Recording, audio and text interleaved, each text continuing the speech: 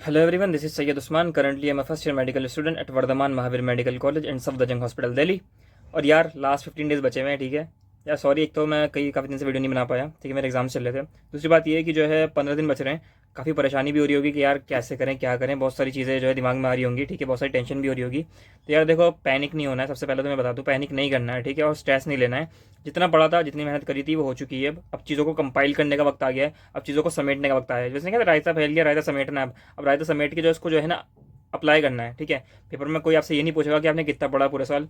अब पेपर में पेपर देखा जाएगा कि आप कितना परफॉर्म कर सकते हो, आपने टेस्ट कैसे दिए हैं, वो डिपेंड करता है आपने टेस्ट कितने दिए हैं। तो यार कुछ चीज़ें बता रहा हूँ, ठीक है, उनको ध्यान रखना। और एक वीडियो और बनाऊंगा भी 2-3 दिन बाद अपलोड करूंगा, जिसमें मैं बताऊंगा कि तुम्हें कौन कौन सी मिस्टेक्स अवॉइड करनी है, ठीक है, लास्ट डेज पे, वो बहुत ज़रूरी है, ठीक है। तो वीडियोस देखने वाली और लाइक करना, जो अगर अच्छी लगी वीडियो तो लाइक करना, मुझे बताना कमेंट में भी कि कौन सी प्रॉब्लम्स आ रही हैं। और मेरा टेलीग्राम चैनल ज्वाइन कर लेना, मैं टेलीग्राम चैनल पे आपको ओपन करूँगा चैनल को, ठीक है, अपने डाउट्स वगैरह पूछ लेना, ठीक है, कोई दिक्कत वाली बात नहीं है। अभी बताओ, तुम्हारा जिसका जिसका सिलेबस कंप्लीट नहीं हुआ है, सबसे पहले वो क्या करे, अपना सिलेबस कंप्लीट कर ले, वन शॉट देख के, और पीवाईक्यूज कर ले, बस इतना ही करे, क्योंकि टाइम बचा नहीं है। 15 दिन बच रहे हैं, लॉन्ग लेक्चर्स देखने का टाइम नहीं है। जिसका कुछ चैप्टर्स छूट गए थे वो वन शॉट देखे और खत्म करे, और उसके पीवाईक्यूज कर ले, बस इतना ही कर सकते हैं। अब टाइम नहीं बचा फालतू का, कुछ भी इधर उधर करने का टाइम नहीं है हमारे पास। दूसरी बात, जिनका सिलेबस कंप्लीट हो चुका है उनको रिवीजन करना है, ठीक है। 15 दिन बच रहे हैं, तो 15 दिन में आप क्या करो, एक प्लान बना लो अच्छा सा, प्यारा सा, छोटा सा, ठीक है। उस 15 दिन के प्लान में आप चैप्टर्स को डिवाइड कर लो। सबसे पहले बायो के अराउंड 32 चैप्टर्स हैं, ठीक है। 32 चैप्टर्स को आपको 3-4 चैप्टर रोज पढ़ने पड़ेंगे। फिजिक्स में अराउंड 26 चैप्टर हैं, या फिर 26-27 हो सकते हैं। तो आपको 2 चैप्टर्स फिजिक्स के और फिजिकल और केमिस्ट्री के भी आपको 2 चैप्टर्स जो है डेली के करने पड़ेंगे। इतना हार्ड नहीं है, अच्छी तरीके से रिवीजन हो सकता है, ठीक है, इतनी मुश्किल नहीं होगी। और 3-4 तुम चैप्टर मुझे पता है बायो के पढ़ लोगे रोज, कोई बड़ी बात नहीं है, बायो तो पढ़ लेते हैं सब कुछ। फिजिक्स केमिस्ट्री में दिक्कत आ सकती है, ठीक है। जैसे अगर किसी दिन रे ऑप्टिक्स पढ़नी है तो उस दिन एक चैप्टर पढ़ लेना, या फिर अगर तुम मॉडर्न फिजिक्स पढ़ रहे हो तो 3-4 चैप्टर एक दिन कर सकते हो। अगर केमिस्ट्री में तुम्हारा ऑर्गेनिक वगैरह, तो ऑर्गेनिक के तुम कई सारे चैप्टर्स एक दिन कर सकते हो। लेकिन कुछ बड़े चैप्टर्स है जैसे कि इक्विलिब्रियम हो गया, तो वो आप एक दिन में एक ही कर पाओगे। तो इस तरीके से आप अपने प्लान को बना लो, एक प्लानर बना लो अच्छी तरीके से, और उसको प्लान को फॉलो करो। 15 दिन में, 13 दिन में, 12 दिन में उसको कंप्लीट करो, ठीक है। सिलेबस को रिवीजन कंप्लीट करो, क्योंकि रिवीजन करना बहुत जरूरी है। अगर रिवीजन नहीं होगा तो यार जो पूरा साल पढ़ा तो क्या ही फायदा होगा, कुछ पूरा साल पढ़ने का फायदा होगा, रिवीजन नहीं हुआ तो अच्छी तरीके से रिवाइज कर लो। और जिसका रिवीजन भी हो गया है, ठीक है, वो भी दोबारा से रिवाइज करें।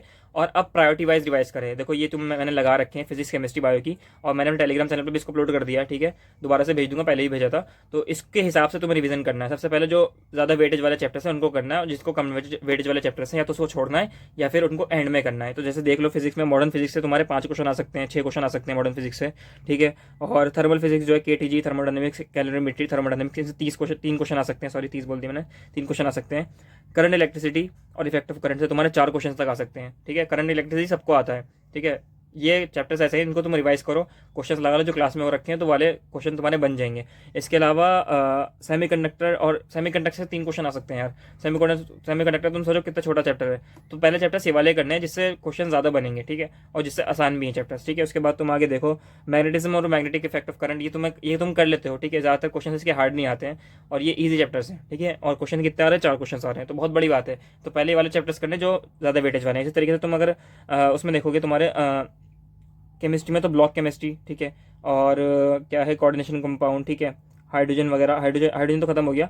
हाइड्रोकार्बन मतलब कि ऑर्गेनिक की वेटेज बहुत ज़्यादा है, ठीक है, ऑर्गेनिक की वेटेज बहुत ज़्यादा है, तो ऑर्गेनिक पहले कर लेना। और ऑर्गेनिक ईजी भी लगती है हम सबको, तो ऑर्गेनिक पहले कर लेना। बायो में तुम देखो तो यार, modern physics, principle of inheritance, biotechnology, और molecular basis of inheritance, biomolecules, ठीक है, म्यूटेशन, माइक्रोब्स, इससे 22 क्वेश्चन आ सकते हैं, ठीक है। 22-23 क्वेश्चन आएंगे सिर्फ और सिर्फ मॉडर्न फिजिक्स, सॉरी क्या कहते हैं तुम्हारे जेनेटिक्स, बायोटेक, और बायोमोलिक्यूल्स, ठीक है, और माइक्रोब्स, ठीक है। इससे तुम्हारे 20-22 क्वेश्चन इसी से बन जाएंगे। तो पहले वाले चैप्टर्स पढ़ने हैं, ठीक है। समझ में आ रहा है रिवीजन कैसे करना है। 12-15 दिन बचे हैं, उनको डिवाइड करना है अच्छी तरीके से, और उनमें चैप्टर्स पहले वो लेने हैं जो तुम्हारे ज़्यादा वेटेज वाले हैं। इसके बाद भाई टेस्ट देना स्टार्ट कर दो, फुल सिलेबस टेस्ट। जो टेस्ट नहीं दे रहा है वो टेस्ट दे ले, अपने आप को थप्पड़ मारे, ओके भाई टेस्ट दे। पेपर में टेस्ट ही लिया जा रहा है आपका, पेपर में कोई ये नहीं पूछने वाला ना कि आपने कितना पढ़ा। तो आप जो है टेस्ट देने हैं आपको। सबसे पहले मैं बताता हूँ कि कौन से टेस्ट देने हैं। तो यार देखो, डिफरेंट स्टूडेंट के डिफरेंट ओपिनियन होते हैं, जो आपको अच्छा लगे वाला टेस्ट दो। लेकिन एक ऐसा भी होता है ना कि स्टैंडर्ड टेस्ट देना चाहिए हमें, जिसमें गलतियां ना हो, जिसमें आंसर की में गलतियां ना हो। तो सबसे ज़्यादा अच्छे टेस्ट जो है आकाश एलन के होते हैं, ठीक है। आकाश का टेस्ट दो आप, ठीक है। आकाश का CST वगैरह चल रहे हैं, AIATS होंगे, ठीक है। फुल सिलेबस के टेस्ट दो, वो मॉडरेट लेवल के होते हैं, ठीक है। उसके अलावा अगर किसी की तैयारी अच्छी है, जिसने सिलेबस पहले से कंप्लीट कर लिया था, जिसके 650 मार्क्स आ रहे हैं पीडब्ल्यू के टेस्ट में, तो एक बार एलएन का टेस्ट जरूर देना, मज़ा आएगा। एलएन के टेस्ट में क्वेश्चन अच्छे लेवल के होते हैं, बहुत मज़ा आएगा देने में। वो टेस्ट दो, वो लेकिन वो हार्ड होते हैं, ठीक है, और उसमें मार्क्स भी कम आ सकते हैं। अगर एलएन के टेस्ट में तुम्हारे 550 के और 600 के बीच में आ रहे हैं तो इसका मतलब तुम्हारी तैयारी ठीक ठाक है। मैं ये नहीं कहूँगा कि अच्छे मार्क्स हैं, लेकिन तैयारी ठीक ठाक है तुम्हारी, क्योंकि 550 भी स्कोर करना मुश्किल हो जाता है कई बार एलन के टेस्ट में। मेरे तो आ जाते थे मार्क्स 620, 630, 640, 650, 660 तक स्कोर करा मैंने एलन के टेस्ट में पिछले साल। एलन के मेजर टेस्ट होते थे, ठीक है। तो अगर एलन के टेस्ट में तुम्हारे 650 के करीब आ रहे हैं, 630 आ रहे हैं, 640 आ रहे हैं, तो बहुत मस्त है भाई, बहुत मस्त है, बढ़िया है। एलन के टेस्ट की बायो भी बहुत हार्ड होती है। अगर 320, 330 आ रहे हैं तुम्हारे, तो बायो में तुम्हारे 320, 330 बहुत अच्छे मार्क्स हैं एलन के टेस्ट में। और पीडब्ल्यू के टेस्ट का तो ओके ओके होता है पीडब्ल्यू टेस्ट, ठीक है, पीडब्ल्यू टेस्ट दो, ठीक है। जिसके पास नहीं है एलन आकाश के टेस्ट, एलन आकाश के टेस्ट तुम टेलीग्राम वगैरह पर ढूंढ लेना, मिल जाएंगे तुम्हें, ठीक है। आकाश के तो बहुत आराम से मिल जाएंगे, तो वो टेस्ट ढूंढो और पीडब्ल्यू वगैरह के दे देना, ठीक है, ओके ओके। और एक चीज़ और ध्यान रखना, टेस्ट दो अब तुम ओएमआर पे देना, ठीक है। और उसको जो है ना तुम जो है पेन पेपर पे देना, मतलब कि पेपर उसको प्रिंट करवा लेना।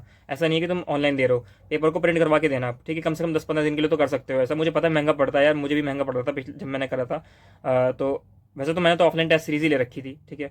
लेकिन किसी के पास अगर नहीं है ऑफलाइन टेस्ट सीरीज का हिसाब, तो अभी वैसे भी टाइम भी नहीं बचा है, तो अपना जो है आप जो है पीडीएफ निकलवाओ, प्रिंट करवाओ, ठीक है। 100 रुपये खर्च होंगे मेरे ख्याल से एक पेपर में, बट लेकिन यार करना ही ज़रूरी है, क्योंकि जो है ना हम ऑफलाइन टेस्ट देने का एक्सपीरियंस अलग होता है, ऑनलाइन का अलग होता है। तो ऑफलाइन टेस्ट देना चाहिए, तो इसलिए तुम ओएमआर भी निकलवा लेना, ओएमआर खरीद लेना, शायद 2-3 रुपये की आती है ओएमआर, उसकी फोटोकॉपी करा लेना फिर, ठीक है। फिर 5 रुपये की एक ओएमआर आएगी, उसकी फोटोकॉपी करा लेना, ठीक है। तो ओएमआर पे देना टेस्ट, इससे जो है ना तुम्हारा जो है ओएमआर बनने की भी आदत बनेगी, ऑफलाइन टेस्ट देने की भी आदत बनेगी। और पूरा टाइम दे के बैठना, 3 घंटे 20 मिनट लगाना, और उस पूरे टाइम में टेस्ट देना। ये सारी चीज़ें अभी से करना स्टार्ट कर दो, 15 दिन का जो बचा है उस टाइम को अच्छी तरीके से यूटिलाइज करो।